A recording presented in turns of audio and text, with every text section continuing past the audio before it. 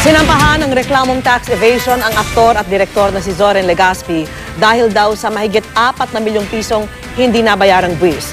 Ang tugon ng aktor sa report ng saksing si Claire Delfin. Sina John Lloyd Cruz, Richard Gomez, Solen Yusuf, Manny Pacquiao, Judy Ann Santos at Regine Velasquez. Ilan lang sila sa mga celebrity na minsang hinabol ng Bureau of Internal Revenue dahil sa problema sa kanilang buwis. Ngayon, dadagdag na rin sa kanila ang actor-director na si Zoren Legaspi. Sinampahan siya ng kasong tax evasion ng BIR sa Department of Justice kanina dahil sa hindi raw pagbabayad ng tamang buwis.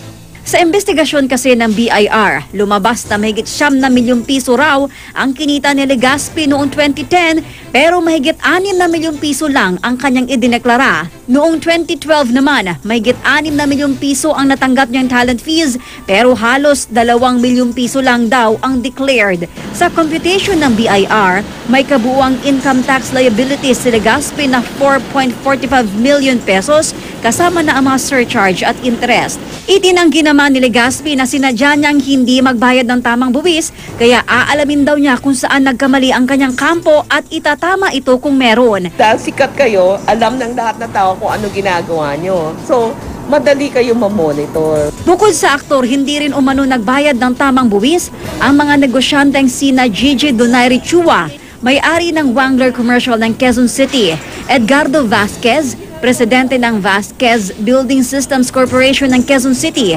Constantino Llanas Jr., may-ari ng JME Builders sa Lawag City, at Benedicto Pasco Cagimbal ng Cagimbal Electrical Works sa Manila. Sinisikap pa naming makuha ang pahayag nila. We have not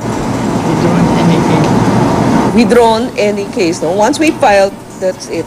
Mapasikat man daw o hindi, parehong iniimbestigahan kapag may nasilip na tax payment delinquency. Sa ilalim ng Run After Tax Evaders program ng gobyerno, 244 tax evasion cases na ang naisampa ng BIR. Ako si Claire Delfin, ang inyong saksi.